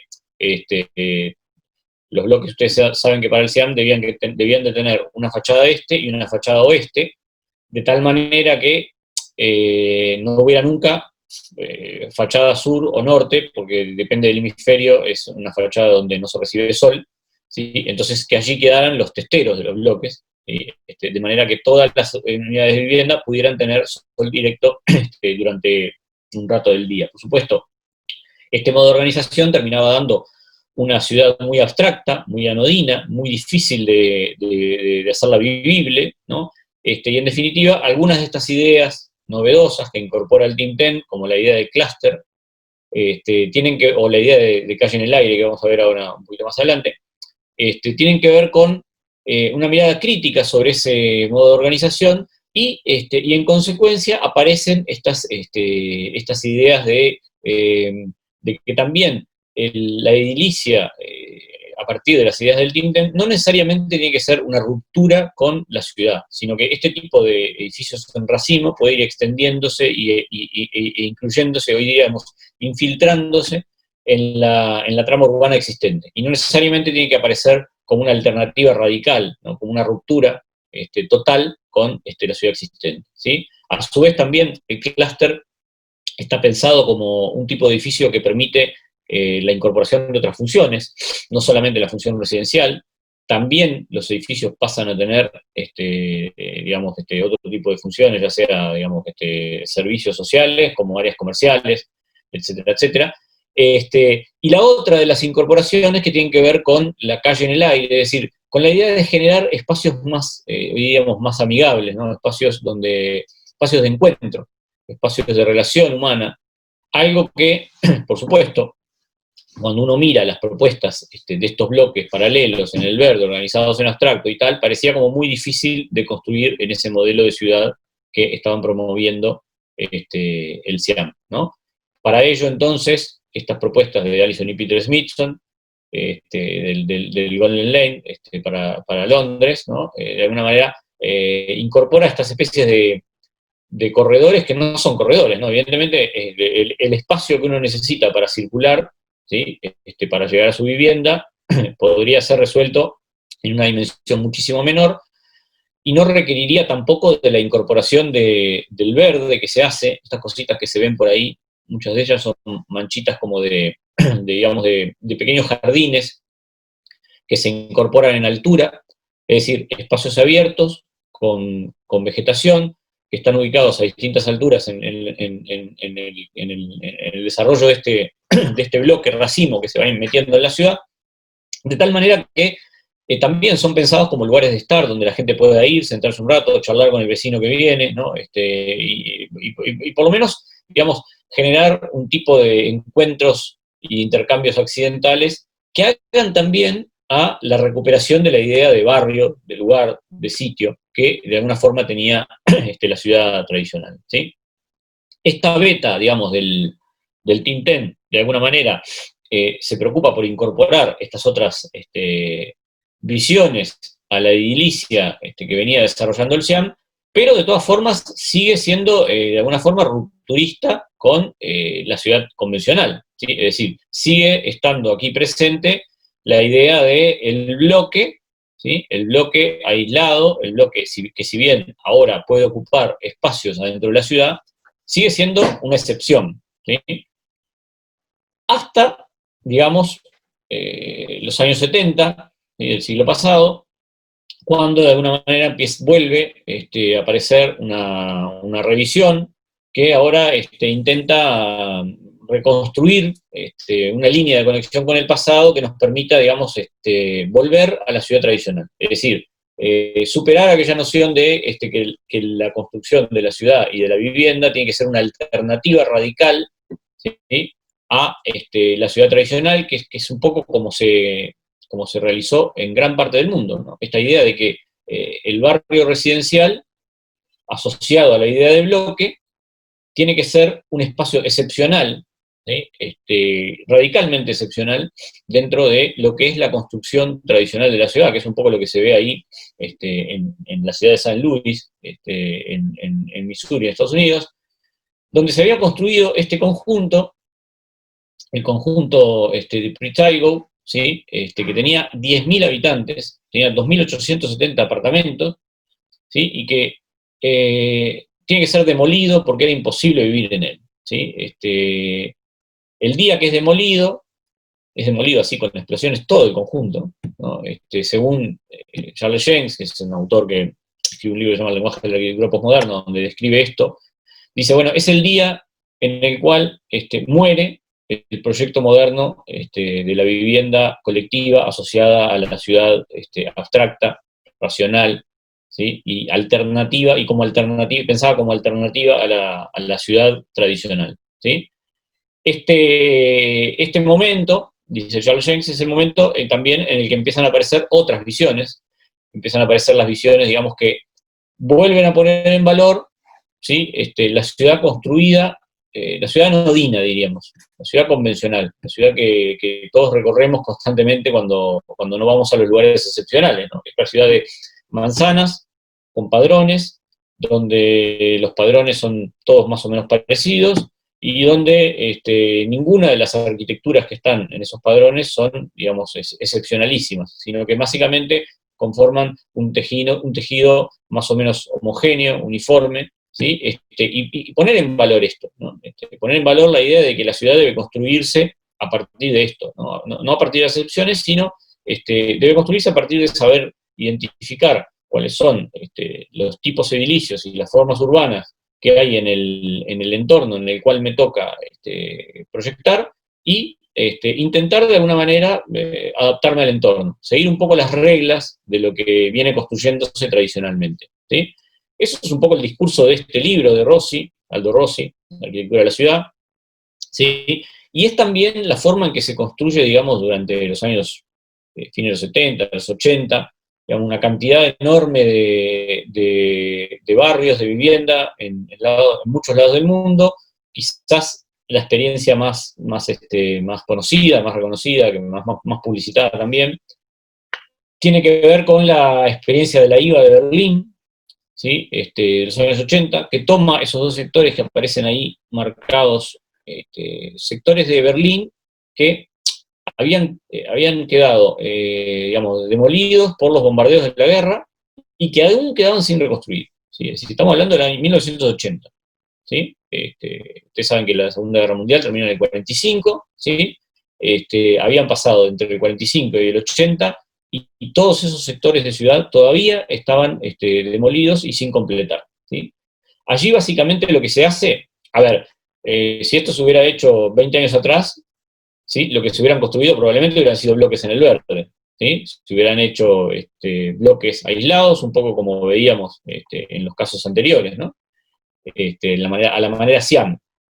En esta época, y ya pasada esta discusión, y ya puesto en crítica el modelo moderno, digamos, de la alternativa a la manzana, lo que se hace es una operación completamente distinta, ¿sí? Lo que se hace es construir bloques de vivienda, pero bloques de vivienda que se asocian a la trama, es decir, que se construyen sobre todo borde de manzana, ¿sí? Es decir, sobre estas partes de la ciudad que se operan, lo que se hace básicamente es completar los huecos para lograr reconstruir las manzanas convencionales, ¿sí? Con proyectos que también son de arquitectos estrella, ¿no? De la época, ¿no? Por supuesto, ahí está Rencolas, Aldo Rossi, Peter Esman, digamos, Álvaro Sisa, ¿no? En fin, otros también reconocidos de la época, también hizo proyectos, hizo Sacchi, Stirling, digamos, un montón de arquitectos conocidos de la época que son invitados a construir edificios de vivienda en las manzanas berlinesas, pero ya no como excepciones, sino como se fijan ahí, incluso hasta Eisman, que es un tipo que es muy difícil de enderezar, ¿no? Se lo obliga a construir un edificio que está ahí a la derecha, arriba, ¿no? Por más que ahí tuerce un volumen, porque no puede con sí mismo, ¿no? Claramente, de todas formas, el edificio logra cerrar la manzana y conformar un paisaje urbano que es radicalmente distinto a las alternativas del Siam, ¿no? Es un paisaje como de manzana del siglo XIX, ¿no? Digamos, como la manzana típica, donde hay vereda, calle, y donde básicamente los espacios de planta baja en general están asociados a locales comerciales, y de ahí para arriba vivienda, ¿sí? Esta manera de pensar la ciudad, por supuesto que no es novedosa, pero sí es radicalmente distinta de la que habían propuesto los arquitectos de la generación anterior, ¿sí? Es decir, hay una vuelta, ¿sí?, a el pasado, pero que necesita superar la visión rupturista que habían tenido los arquitectos del Siam, y que habían de alguna manera también mantenido en algunos aspectos los del Tim Ten, ¿sí? Es decir, hay una vuelta a la preocupación por construir ciudad, ¿sí?, a partir de todos y cada uno de los edificios de vivienda. Es decir, de subsumir mi edificio a las lógicas de lo urbano que el entorno tiene, ¿sí? Esto, por supuesto, tiene que ver con todo un discurso teórico que Aldo Rossi realiza, ¿no? Analizando trozos de ciudad y viendo, digamos, cuáles son las cuestiones permanentes en la ciudad, ¿sí? Él llega a la conclusión de que digamos, el loteo y la edificación padrón a padrón es lo que asegura, digamos, los largos tiempos del espesor histórico de construcción de la ciudad, y que por lo tanto es importante pensar la arquitectura edilicia casi como en el sentido del imperativo categórico kantiano. Entonces, el imperativo categórico kantiano es esta cosa de que Kant decía, uno tiene que obrar de la manera en que sería deseable que obraran todos, ¿no? Esto está asociado, digamos, a la idea de ética, ¿no? Lo que plantea Aldo Rossi, a partir del imperativo categórico kantiano, es la idea de una ética urbana, ¿sí? En el sentido de que si cada edificio es una ruptura, si cada edificio es un escandalete en la manzana, en realidad lo que vamos a terminar teniendo es una sumatoria de escandaletes y y de edificios que parecen estar gritando en el medio de la ciudad. Y por lo tanto, propone Aldo Rossi, ¿sí?, una arquitectura que para él es más ética, ¿no?, que tiene relación con esta cosa de alguna manera pasar desapercibido, ¿no? O sea, asumirse como cada edificio que se construye, que se proyecta y que se construye, se asuma como formando parte de una ciudad que se construye en el largo plazo, históricamente, y que por lo tanto no se construye en base a las rarezas, sino que se construye en base a las homogeneidades, ¿sí? Recorrido un poco este periodo, digamos que aparecen hoy en día algunas otras cuestiones que uno podría decir, bueno, son algunas novedades que se incorporan en las discusiones más contemporáneas. Una de ellas tiene que ver con la vuelta a lo público, es decir, la idea de que las ciudades son construidas para la gente y que el espacio urbano debe ser humano, ¿no? Estos discursos, en particular protagonizados por este personaje, Jan Gehl, ¿no?, que estuvo por acá por Montevideo y estuvo, digamos, asesorando sobre algunas cuestiones que después no han tenido como muchas incidencias, pero que de alguna manera ponen el acento digamos, nuevamente, en el vínculo entre la residencia y la ciudad. Hay un perrito ladrando por allí, no sé si alguien tiene el micrófono abierto. Ponen, decía, el acento entre, en el mismo acento de relación entre la residencia y la ciudad, ¿sí?, pero ahora mirado de otra manera, ¿sí?, mirado un poco en el sentido de que la ciudad, el espacio público, es el lugar donde se produce la riqueza de la vida urbana, la riqueza de encontrarme con el otro, con el diferente, del intercambio social, de la mayor complejidad, de los usos mixtos, es decir, la experiencia urbana como un disfrute, ¿sí? Esta idea de que el espacio urbano es el espacio en el cual uno puede disfrutar de las buenas condiciones y las buenas características que la ciudad puede aportar, ¿sí? Algo que obviamente no sucede ni en un pueblo chico, ¿sí?, ni tampoco en un suburbio, ¿sí? Es decir, mirar ahora el espacio urbano como el lugar de la riqueza, por supuesto, en términos de acceso a cultura, de acceso a relacionamiento social, de acceso a posibilidades de ver y de vivir diferente, ¿no?, y tener experiencias en ese propio espacio, que dan lugar, digamos, a inquietudes de este tipo, ¿no? Jan Gehl es uno de los críticos más fervientes del lugar protagónico que ha tomado el automóvil en las ciudades, de la segregación funcional de los CIAM, esta idea de que el trabajo va por un lado, la vivienda por otro, ¿sí? Y sobre todo el rol primordial a la circulación vehicular que le dio el movimiento moderno a las ciudades,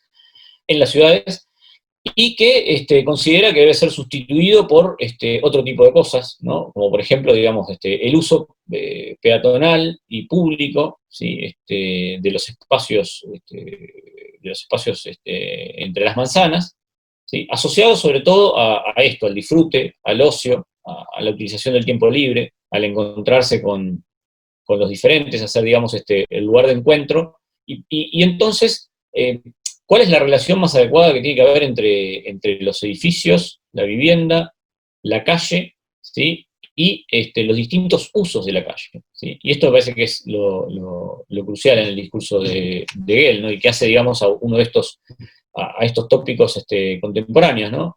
¿Cuál es el tipo de uso que debe haber, sobre todo, cuánto espacio se debe disponer, ¿sí?, en el entorno inmediato para el uso y el disfrute de la gente, y cuánto para la circulación y el tráfico vehicular, ¿sí? Algunos de estos temas están presentes incluso en extremo, en algunas propuestas actuales. Estos son algunos proyectos este es un proyecto del Europan, que es un concurso de vivienda y ciudad que se hace en Europa, y digamos, donde equipos de arquitectos jóvenes proyectan y presentan en ese concurso alternativas para algunos sectores de algunas ciudades que se ponen en discusión, ¿sí? Y que en general tienen propuestas como muy innovadoras. Esta en particular es una que radicalmente expulsa el vehículo automotor de toda la ciudad y construye una especie de plataforma tapiz, le llaman, donde la experiencia urbana entre la vivienda, ¿sí? Es una experiencia puramente peatonal, recorrible, de espacio público, colectivo, ¿sí? Donde el vehículo queda aislado por completo, ¿sí? Y donde no se accede de otra manera que recorriendo peatonalmente. Por supuesto que hay también por allí sueltos equipamientos colectivos que permiten, digamos, complementar los usos de la vivienda, ¿sí? Pero esto claramente es un tipo de ciudad que es radicalmente distinto también al modelo de los CIAM y que tampoco es la manzana convencional, ¿no? Tampoco es la manzana hiperconvencional donde la calle es por donde va el auto y donde lo público es lo que queda entre la calle vehicular y la fachada de la vivienda, ¿sí? Son exploraciones, digamos, que tienen que ver con nuevas maneras de mirar los límites entre lo público y lo privado, ¿sí? Que difuminan mucho ese límite, el límite que se había vuelto a establecer con las revisiones de los 70, ¿sí? Ese límite que fijaba claramente la manzana con el bloque de vivienda alineado en el borde, ¿sí? Y que marcaba claramente que esa fachada era un límite casi que uno lo podía trazar con una línea, ¿no? Entre el espacio público y el espacio privado. Acá ese límite se difumina, todo esto es mucho más recorrible. Empiezan a aparecer también en otros proyectos algunas nuevas configuraciones de espacios intermedios, que no son ya lo público y lo privado, es decir, categorías nuevas, ¿sí? Uno podría decir acá lo semiprivado, ¿sí? Es decir, y lo semipúblico, ¿no? Este conjunto es muy conocido, es el edificio Celosía de MBRDB y Leo en Madrid, y es un edificio que incorpora, digamos, entre aquel límite entre lo público y lo privado, incorpora por lo menos dos dimensiones nuevas, ¿sí? Lo semipúblico, que vendría a ser, digamos, la plaza interior en planta baja, que es recorrible y accesible en determinadas horas del día, es decir, de noche esto se cierra y no puede pasar cualquiera, pero además lo semiprivado, que son estos pequeños, estos medianos espacios públicos que quedan abiertos en algunos lugares en los distintos pisos, que son espacios que pueden compartir, ¿sí? Entre los apartamentos más cercanos, que son, en definitiva, son semiprivados en el sentido de que, por supuesto, uno no los puede cerrar y no dejar entrar a nadie, pero que tampoco son totalmente colectivos, porque es más lógico que yo use el que esté más cercano a mí y no de repente vaya hasta el otro. Entonces, crean dimensiones nuevas, digamos, en ese límite que había sido establecido entre lo público y lo privado, casi que como una línea, empiezan a aparecer como relaciones nuevas, ¿sí? O categorías nuevas asociadas a usos más variables, ¿sí? Algunos otros que tienen que ver también con la incorporación de nuevas dinámicas en altura, por eso un poco lo llamaba los valles, ahí, esta idea de, también, de nuevo, que juegan un poco en el límite entre lo público y lo privado, ahora claramente llevado al extremo, ¿no? Este es un edificio también de MBRDB, que lo deben conocer, que intencionalmente introduce lo público en lo privado, en el sentido de que por estas laderas, digamos, uno puede ir ascendiendo, como si fuera, por eso se llama el valle, el edificio, ¿no? Por estas laderas uno puede ir ascendiendo y puede encontrarse con espacios comerciales, espacios de usos públicos, colectivos, que están diseminados como entre medio del valle que conforma el edificio de vivienda, de tal manera que hay un circuito, ¿sí? Hay un circuito de lo público accesible, que permite llegar incluso hasta las plantas altas, ¿sí?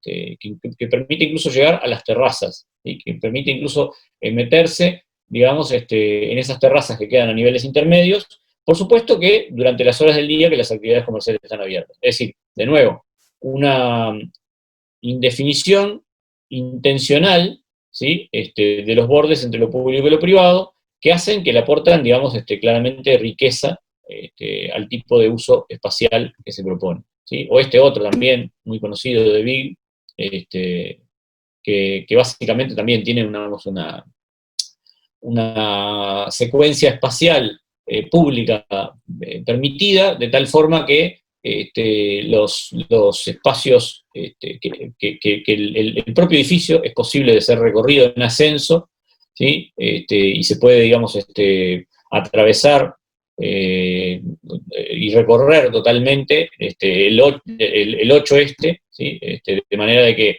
en definitiva, hay ahí también un borde nuevamente medio difuminado entre lo que es público y lo privado. Claramente el espacio interior sigue siendo un patio colectivo, ¿sí? Que es utilizable por supuesto, para los propietarios del edificio, pero bueno, hay algunas alternativas de uso que incluso admiten que en algunos momentos este espacio pueda ser abierto para algún evento o para alguna actividad, incluso que trascienda a los propios usos de los que allí habitan, ¿sí? En definitiva, estrategias de uso que difuminan un poco estas cosas que para los CIAM, digamos, lo privado estaba en el bloque y el resto era un mundo público del que nadie se encargaba. Para la vuelta a la ciudad en los años 70, de alguna manera, el límite entre lo público y lo privado lo fijaba la fachada del edificio. Bueno, hoy en día estas cosas son un poco más imprecisas, pueden verse como también asociadas a, de repente, eventos que suceden una vez cada tanto y que no necesariamente determinan para siempre el uso, ¿no? Otras cuestiones que tienen que ver con asociar otras problemáticas, como la problemática del agua y de la sostenibilidad, esta cosa de recoger el agua de lluvia, aprovecharla para poder tener un bosque adentro del edificio, ¿sí? Como se ve también en este proyecto de Big, que también es un proyecto de vivienda social, pero que debajo tiene un estacionamiento, ¿no? Esta cosa también, de nuevo, de la mezcla de usos, ¿sí? De mezclas de repente no tan previstas, ¿no? Mezclas de usos, por supuesto que dependen también del lugar en el que esto se ubica, ¿no? Esto se ubica en Norestad, que es un barrio nuevo, en Copenhague, ¿sí? Es un barrio construido completamente en los últimos 20 años, ¿sí? Y que por supuesto, digamos, los discursos de la sostenibilidad están como muy presentes, ¿no? Los discursos, digamos, de esta cosa de la posibilidad de compartir espacios colectivos asociados al verde, a una huerta comunitaria, a la posibilidad de tener un vínculo de la vivienda y la vegetación, que por supuesto esto sería impensable en un bloque de los años 30, ¿no? Claramente pasa por otras lógicas que tienen que ver con el discurso de lo contemporáneo, ¿no? Ahí se ve un poco la imagen del barrio de Orestad. Acá en primer plano a la izquierda está este edificio, y yo decía, en realidad tiene un estacionamiento en todas las primeras plantas, y las viviendas son como una especie de alfombra puesta por encima del estacionamiento, ¿sí? Y tiene, digamos, una cantidad de inquietudes sobre la movilidad colectiva asociada a las líneas de metro como muy eficientes, ¿sí? Que permitan evitar el uso del automóvil y tal, y también una cuestión que tiene que ver con la reutilización del agua y la recuperación del agua de lluvia, con ese canal que se construye, digamos, a lo largo de toda la urbanización, donde el agua de lluvia se va acumulando de manera de tener agua disponible y evitar, digamos, los momentos de máxima y de mínima crecida, porque es una zona además que era medio pantanosa, y por lo tanto necesita un control del agua un poco más exhaustivo, para que no haya problemas de inundaciones o de superaciones de la cota del agua más adecuada, ¿no? Otro tipo de asociación entre forma urbana y residencia, uno podría decir, son las alfombras también, digamos, proyectos que son como muy contemporáneos, esta cosa de ocupar el máximo del predio, ¿sí? Ocupar casi que masivamente el predio y asegurar la llegada de aire y luz mediante perforaciones y mediante, digamos, lógicas organizativas distintas. Este es un proyecto de Colas en Fukuoka, ¿sí? De los años 90, donde de alguna manera están ahí claramente presentes esta idea de que, el predio se ocupa por completo y se hacen en esa masa, ¿sí?, que ocupa el predio completamente, se hace una serie de perforaciones verticales que permiten hacer llegar la luz hasta abajo, y permiten entonces organizar las viviendas de una manera que es mucho más compleja y sofisticada, ¿no? Acá un poquito en el corte se ve, ¿sí? Hay perforaciones que llegan hasta el nivel inferior, los estacionamientos quedan debajo, el predio se ocupa masivamente, esto es una planta, ¿sí? Acá se ven los dos volumencitos, los dos predios se ocupan masivamente, y con esas perforaciones que van quedando, ¿sí?, a lo largo del desarrollo, acá en el corte se ven que llegan hasta abajo, ¿sí? Se asegura entonces la llegada del aire y la luz a cada una de las habitaciones, pero bueno, esto configura, digamos, una alfombra en el sentido de que es un tapiz que de alguna manera lo ocupa todo, ¿sí?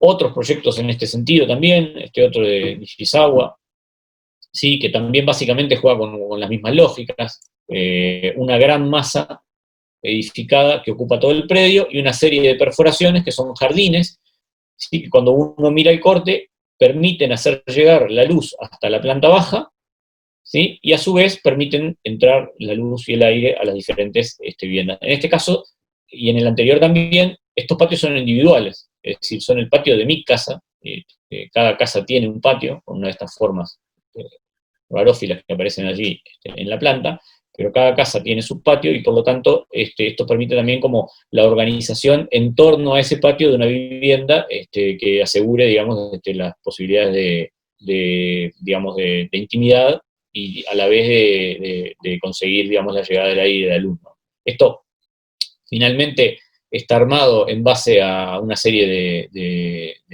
digamos, de viviendas a las cuales uno accede cuando llega a la planta baja donde está el estacionamiento por una escalera que comunica directamente con su apartamento, digamos. Otra preocupación propia, digamos, de la relación entre la ciudad y la vivienda en nuestra época tiene que ver con la inclusión del verde. Un poco ya lo mencionaba a partir del proyecto de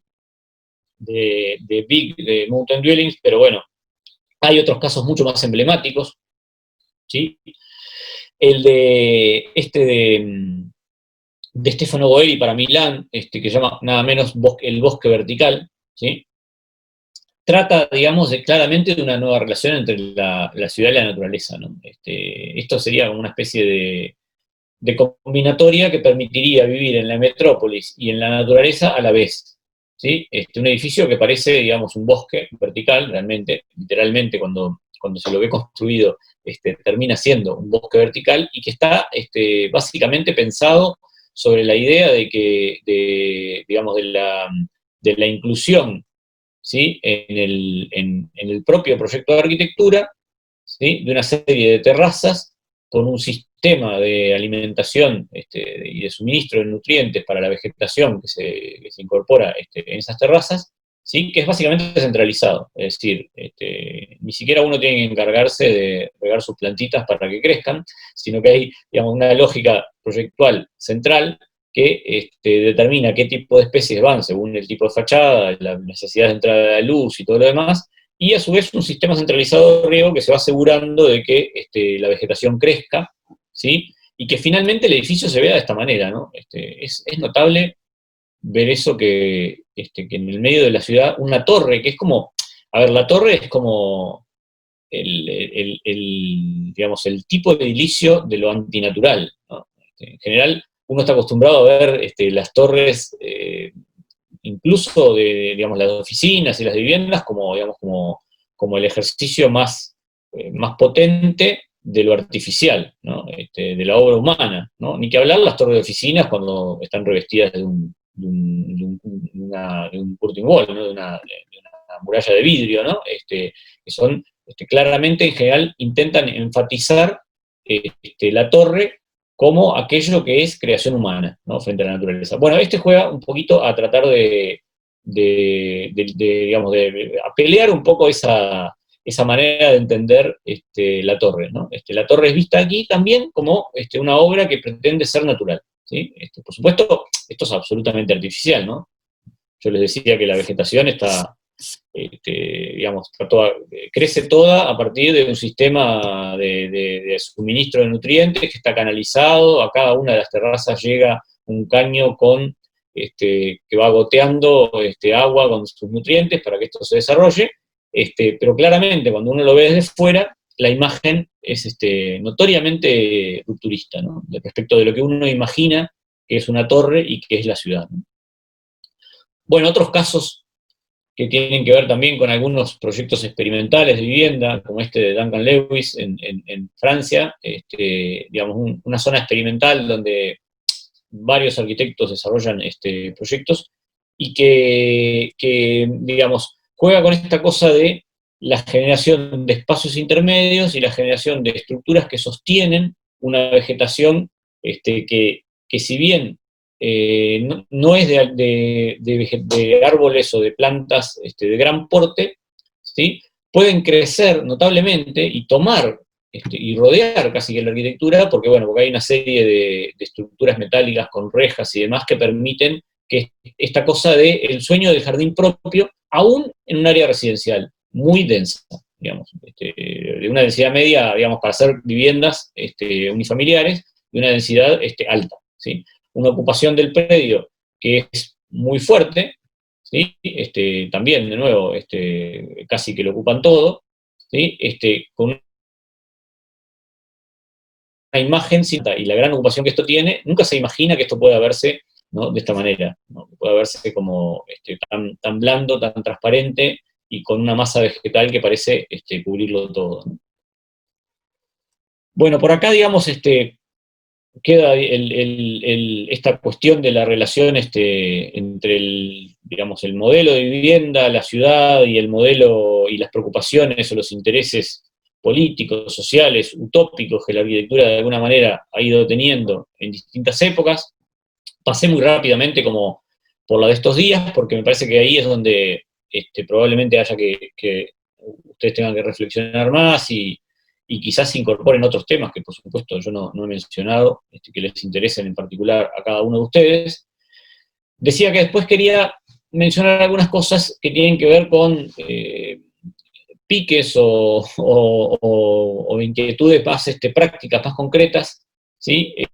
Sobre, en particular, dos aspectos de la relación entre lo edificado y la calle, que tienen que ver con la definición de los accesos al edificio y con las preocupaciones por los estacionamientos. Esto, en parte, esta parte de la charla surge un poco a partir de experiencias de años anteriores en las cuales estos temas se convierten en preocupaciones capaz que un poco más adelante y empiezan a ser más problemáticas. Entonces, un poco la invitación, esta parte es una reflexión mucho más pedestre, diríamos, mucho más llana, ¿no? No es una reflexión utópica sobre las capacidades de la arquitectura para transformar el mundo, sino que es más bien una serie de inquietudes sobre ojo con esto y ojo con aquello, ¿no?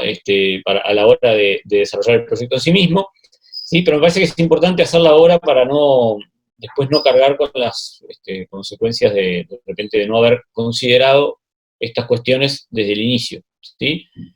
Y que también tienen que ver con la relación entre el edificio y la ciudad, ¿sí? Claramente, esta cosa de lo público y lo privado, que veíamos hace un rato, que en algunas épocas parecía que lo privado era una excepción en el medio de un mar verde público, en otras épocas lo público y lo privado estaba dictaminado casi que como una línea extrema, ¿sí? Hoy en día uno podría decir que es necesario considerar, digamos, y tener en cuenta el tipo de accesos, es decir, cómo se llega a los edificios, cómo se accede, cuál es el tipo de respuesta para eso, un poco con la intención de ver también cuál es el tipo de espacio urbano que se propone, ¿no? Allí hay experiencias a ver, a un edificio se puede entrar desde la calle, ¿sí? Incluso cuando sea un conjunto, ¿sí? Como aparece en cada casita del conjunto tiene como su escalera, y esto sería como un caso extremo, ¿no?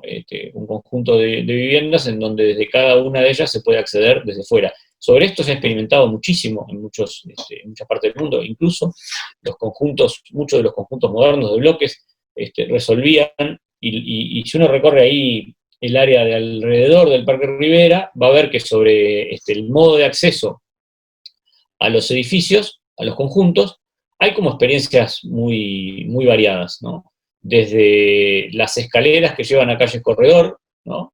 Que son, digamos, son propuestas de colectivizar de alguna manera los accesos, hasta que llego a la puerta de mi casa, ¿no? Hasta experiencias, digamos,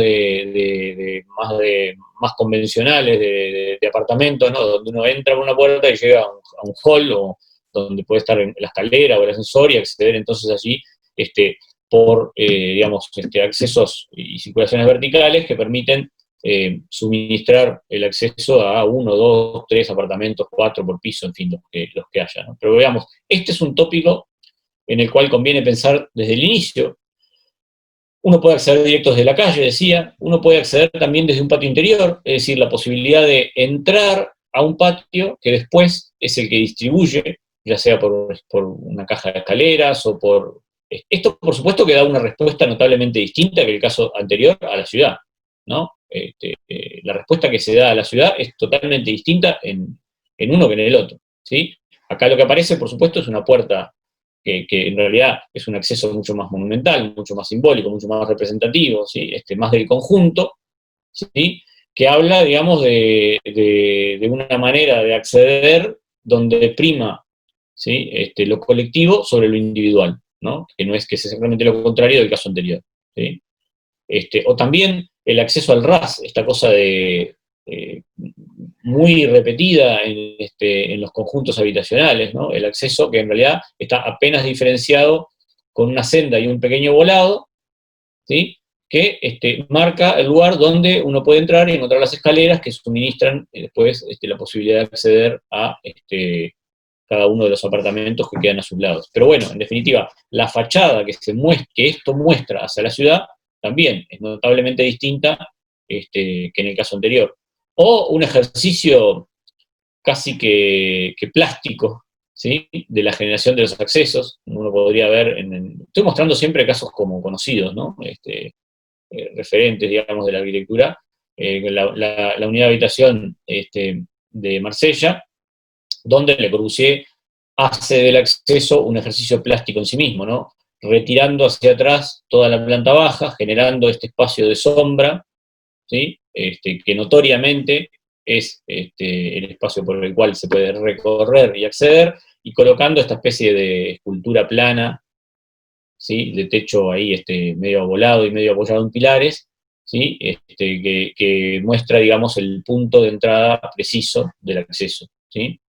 O algunos otros juegos más contemporáneos de acceso, que se muestran incluso de maneras como muy, muy opuestas y muy distintas, marcando ese límite entre lo público y lo privado, que es el acceso, ¿sí? Incluso entre el día y la noche. Este es el mismo edificio, de día, de noche, Adamo Fay, en los argentinos estos, que, digamos, en donde durante el día parece que no hubiera posibilidad de pasar por allí, ¿no? Y en la noche esta cosa se convierte en algo transparente y profundo, de tal manera que es como mucho más visible, ¿sí? Y el volumen también digamos, queda como más colgado en el aire, en el momento en que la luz interior ilumina, digamos, ese espacio intermedio de acceso, ¿no? Y el otro tema que les decía tiene que ver con esto, con los autos. Los autos, que siempre son un problema así, ¿no? Muchas veces pasa que en estos proyectos en los que se hacen conjuntos de vivienda, uno termina preocupado por las circulaciones, por el acceso, por la tipología, por cómo se organizan esta, la otra, por lograr hacer conciliar, digamos, toda la organización interna, que los baños y las cocinas queden en una columna vertical que me permita que la estructura esté clara y bla, bla, bla, y llega al final del proyecto y dice, bueno, ¿y ahora dónde van los estacionamientos? Bueno, este es un problema, porque si se llega al final del proyecto y todavía no se previeron los estacionamientos, bueno, probablemente uno termine con una cosa como esta, metida adelante o detrás del edificio, que en general es una cosa bastante espantosa, ¿no? No es bueno enfrentarse al final del proyecto con esto, y en general estas cosas han sido criticadas desde muchos puntos de vista. Uno tiene que ver con el espacio que utilizan, esto lo deben haber visto 1000 veces, ¿no?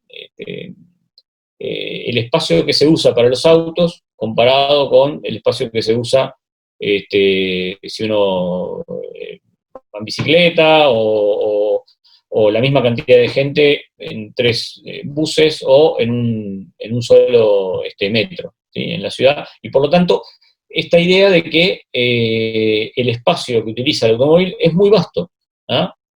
Y hagan la cuenta, no sé cuántas viviendas tienen que hacer ustedes, me imagino que por el entorno de 30 deben ser, ¿no? No sé si más o menos por ahí. Sí, entre Sí, 36 Lucio, y más o menos sí, 45. de 35 a 45, ese Bueno, entorno más o menos.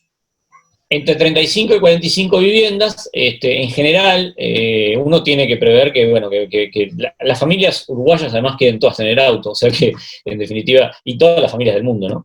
Quieren poder acceder al auto, si bien es vivienda social, también, tampoco son realojos, digamos, de los grupos sociales que no pueden acceder a tener un vehículo automotor. En general habrán recorrido.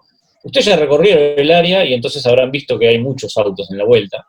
Es un problema el automóvil y por lo tanto van a tener que prever un espacio, ¿sí? Y ese espacio no es menor, porque uno calcula, un auto mide 5x2, sí, pero 5x2 es en la plaza de estacionamiento. Si uno le agrega el espacio que necesita para circular, para moverse, para entrar y salir, estás hablando de unos 20 metros cuadrados por auto, ¿no? Y si lo multiplicás por los 35, 40, suponiendo que hay uno por casa, en realidad termina dando unas superficies importantes, ¿no? Y que son difíciles de resolver si uno se enfrenta a ellas cuando ya tiene el proyecto terminado, ¿no? Más allá de situaciones risueñas, ¿no? Como estas, ¿no? De estos tipos que están manifestando en contra del uso del automóvil y del derecho que tienen los ciclistas para usar el mismo tipo de espacio que utiliza el automóvil. Es cierto que hay hoy en día una discusión sobre este tipo de cuestiones. En algunas ciudades importantes del mundo, como en Barcelona, se está discutiendo incluso un modelo de lo que llaman supermanzanas, en el cual una serie de calles principales serían las que admitirían, y se están poniendo en práctica, ¿no? No solamente se están discutiendo, una serie de calles principales serían las que admitirían el tráfico vehicular, y al interno de eso, al interno de lo que se llama una supermanzana, el tráfico vehicular estaría solamente restringido a aquellos que viven en esas manzanas, ¿sí? Es decir, la eliminación del tráfico vehicular y la peatonalización de las calles al interno de las supermanzanas, ¿sí? Una cosa que claramente, digamos, nos orienta a un discurso, que es el discurso contemporáneo, sobre esta cosa de la ineficiencia, la ineficacia y la insostenibilidad del vehículo individual como manera de moverse en las ciudades, ¿sí? Esto en todos lados del mundo se discute. En Madrid hay proyectos para lo que se llama los aparcamientos disuasorios, esta idea de que la gente que viene de las afueras deja el auto en un punto, ¿sí? Que viene a trabajar en el centro, deja el auto en un punto y a partir de ahí debe moverse en transporte público, ¿sí? Esto, por supuesto, viene de la mano del aumento del costo de estacionar en las áreas centrales de las ciudades, y, por supuesto, siempre con la intención de ir eliminando el vehículo automotor, ¿sí? De las áreas centrales de las ciudades. Además, también hay una discusión propia sobre si es razonable y justo que la vivienda de promoción pública incorpore estacionamientos. Está claro que la promoción pública de vivienda, es decir, la subvención, ya sea cooperativas o por la ley BIS o lo que sea, la subvención de viviendas implica que el Estado aporta, ¿sí? Ya sea financiando o disminuyendo impuestos o lo que sea, aporta a la construcción de vivienda para que haya más vivienda disponible en el mercado y por lo tanto sea más accesible, ¿sí? Ahora, que parte de esos recursos estén destinados a la construcción de estacionamientos es una cosa que ha generado incluso discusiones en Uruguay hace unos años atrás entre la Intendencia y la Agencia Nacional de Vivienda.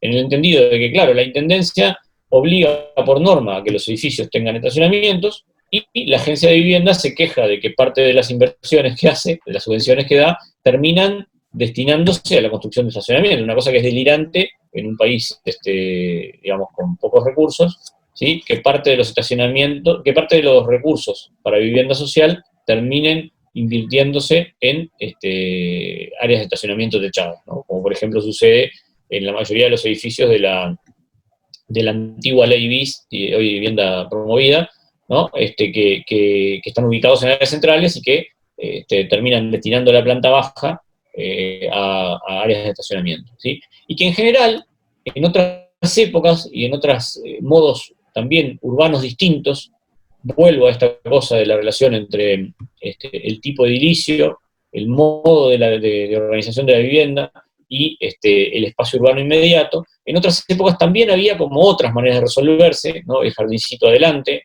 ¿sí? Rodeado de árboles que de alguna manera hacían desaparecer el vehículo, ¿sí? O las plazas de estacionamiento ubicadas en pequeñas islas separadas también por equipamientos públicos, por vegetación, que permitían también que los vehículos automotores de alguna manera pasaran desapercibidos y que no necesariamente quedaran debajo del edificio o al lado de la casa en la que vivo, ¿no? Con unas lógicas un poquito más complejas del uso del espacio, ¿no? En pequeñas islas, en pequeñas bolsones, donde además se subdividieran en partes, ¿no? No la gigantesca playa de estacionamiento, sino pequeños bolsones en distintas partes del proyecto que de alguna manera hacen pasar al vehículo un poco más desapercibido, ¿sí? En fin, lo dejo un poco por acá, ¿sí? También aprovechando a veces desniveles, quiebres de muros, ¿sí? Lógicas de ocupación que hacen que el auto en definitiva quede un poquito, digamos, más fuera de las visuales del espacio inmediato, ¿sí? En el cual, digamos, se desarrolla después la vida urbana cotidiana. En fin, pasar un poco por estas reflexiones más concretas al final, como para que, digamos, algunas de estas cosas empiecen a estar ya presentes desde el inicio del proyecto. Me parece que es importante hacerlo desde ahora, ¿no?